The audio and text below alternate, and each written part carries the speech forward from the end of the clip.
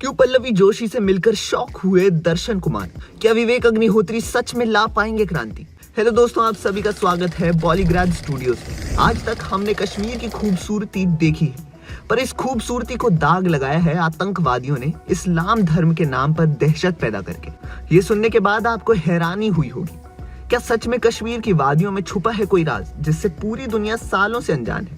सही पहचाना आपने। अगर आप भी ये सच जानना चाहते हैं तो कश्मीर फाइल्स को ओपन करके हर एक पन्ना ध्यान से पढ़िए।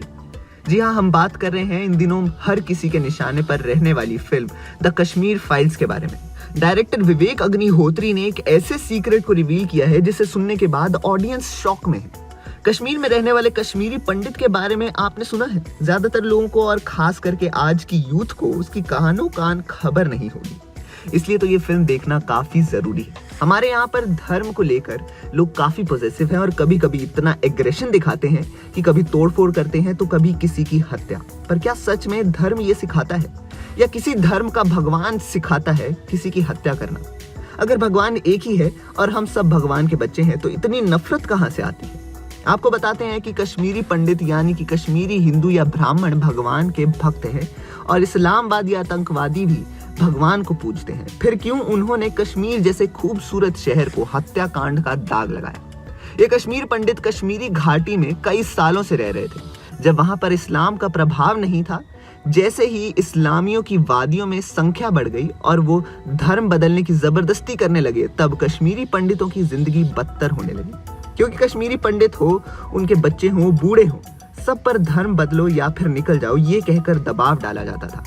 लोग इस कदर परेशान हो चुके थे कि वो अपनी जान मुट्ठी में लेकर रहते थे। पर इन इस्लामवादियों को इससे कोई फर्क नहीं पड़ता था। उनके हाथ में सिर्फ AK-47 ही दिखती थी, जिसके निशाने पर धर्म ना बदलने वाले लोग और खास करके ये कश्मीरी पंडित थे। जब आप वो फिल्म देखेंगे तब इन कश्मीरी पंडितों की दर्दनाक हालातों से आपको रूबरू कराएंगे लेजेंडरी एक्टर अनुपम खेर, जो पुष्कर नाथ पंडित का किरदार निभा रहे हैं। उनकी आंखों से टपकते हुए हर एक आंसू में दर्द झलकता है। इस दौरान अपने शहर उनसे मिलने आता है उनका पोता कृष्णा पंडित यानी दर्शन कुमार, जिसे पॉलिटिक्स चुनाव में इंटरेस्ट है और वो काफी कुछ बदलाव करना चाहता है। पर वो कश्मीरी पंडितों की हालत से अनजान है। वो जब अपने घर आता है तब वहां का माहौल देखकर हैरान होता है। उसे अपने ही परिवार को लेकर गलत फहमियां होती हैं और इस गलत फहमियों को और बढ़ावा देता है वहां का आतंकवादी फारूकी अहमद उर्फ बिट्टा, जिसका किरदार निभा रहे हैं मराठी एक्टर चिन्मय मांडलेकर, जो अपने माँ भाइयों को भी जान से मार सकता है। और ये कहते हुए उसकी आंखों में जरा भी दर्द नहीं दिखती है तो बस हैवानियत।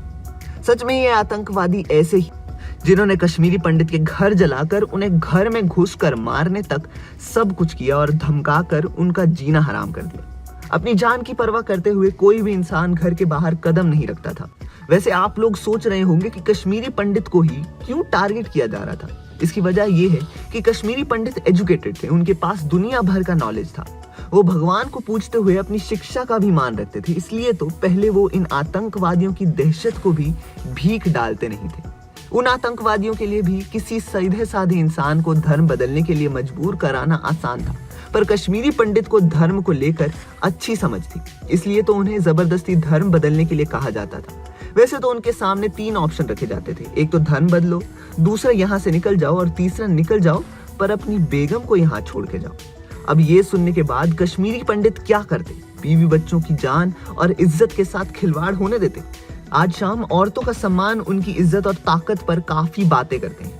औरत सच में पावरफुल होती है, पर उस समय कौन था उनकी रक्षा करने के लिए?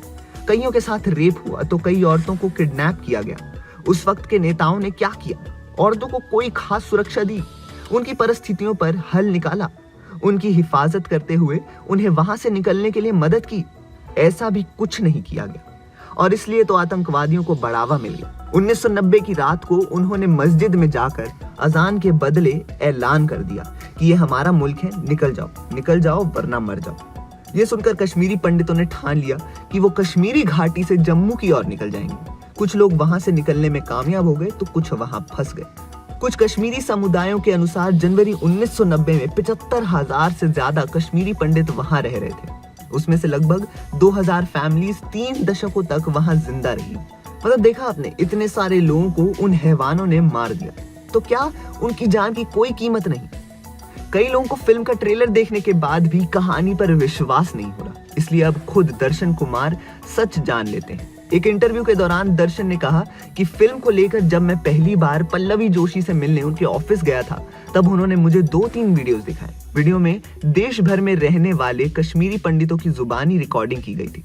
मतलब पूरे देश में सर्वे करके 700 से ज्यादा कश्मीरी पंडितों से मुलाकात करके सारी जानकारी लेकर वीडियोस बनाए गए थे और उनका कहा गया हर एक शब्द विवेक अग्निहोत्री ने अपनी स्क्रिप्ट में लिखा था।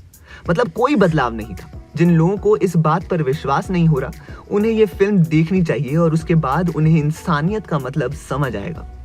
तो अब तक समझ आया होगा कि ये फिल्म कोई बचपना नहीं है। जिन लोगों को इसमें कोई गहराई नजर नहीं आती, शायद उन्हें ये वीडियो देखना चाहिए। उसी के साथ साथ विवेक अग्निहोत्री दुनिया को क्या बताना चाहते हैं ये जानना भी काफी जरूरी है, क्योंकि आज जितने भी वीडियो और फिल्मी दुनिया की खबरें हवा की तरह फैल रही हैं, उनमें सिर्फ विवेक को टारगेट किया जा रहा है। पर अनुपम खेर जी के साथ एक सेगमेंट के दौरान वो लोगों से बातचीत कर रहे थे, तब उनके मुंह से जय हिंदुस्तान के 2 शब्द निकले और उसके बाद तालियों की बरसात हो रही थी। इसका मतलब लोगों को उनका नजरिया पसंद आ रहा है। वैसे इतने रिस्की मुद्दे को 3 घंटे में पेश करना, उससे जुड़े विवाद पर खुलकर बात करते हुए शेर की तरह निषेध करना, ये किसी क्रांति से कम है क्या? वो जानते हैं कि उनकी जान को काफी खतरा है, क्योंकि अभी तक लोगों की मेंटालिटी बिल्कुल भी बदली नहीं है धर्म और जात को लेकर, पर तब भी वो पीछे नहीं हट रहे। शायद बॉलीवुड में ऐसे लोगों की काफी जरूरत है जो एंटरटेनमेंट के नाम पर कुछ भी दिखाना नहीं चाहते। ऐसे नेशनल अवार्ड विनर डायरेक्टर को बॉक्स ऑफिस कलेक्शन की नहीं बल्कि ऑडियंस की पड़ी है। वैसे 2 हफ्तों में ट्रेलर को करोड़ों व्यूज मिले हैं। इसी तरह विवेक और उनकी पूरी टीम ऑडियंस का जेन्युइन रिस्पॉन्स एक्सपेक्ट कर रही है। ये मामला कोर्ट तक पहुंच गया था, पर तब भी विवेक ने हार नहीं मानी, क्योंकि वो अपनी फिल्म को लेकर कॉन्फिडेंट है। पता नहीं बॉलीवुड में उन्हें कौन कितना सपोर्ट कर रहा है, पर अनुपम खेर, मिथुन चक्रवर्ती जैसे एक्सपीरियंस्ड कलाकार अगर इस फिल्म का हिस्सा बने हैं तो जरूर उसमें कोई तो बात होगी। खैर बॉलीवुड में क्या होगा पता नहीं, पर ऑडियंस क्या सोचती है ये ज्यादा मायने रखता है। आज की यूथ को इस कश्मीरी पंडितों का दर्द जरूर समझ आएगा, ये तो साफ नजर आ रहा है उनके कमेंट और लाइक से। वैसे फिल्म रिलीज हो चुकी है 11 मार्च 2022 को, तो आप जरूर इस फिल्म को देखें और खुद डिसाइड करें कि कौन गलत है और कौन सही। क्या आपको नहीं लगता कि कश्मीरी पंडितों को इंसाफ मिलना चाहिए? हमें कमेंट बॉक्स में जरूर बताएं और देखते रहिए हमारा चैनल।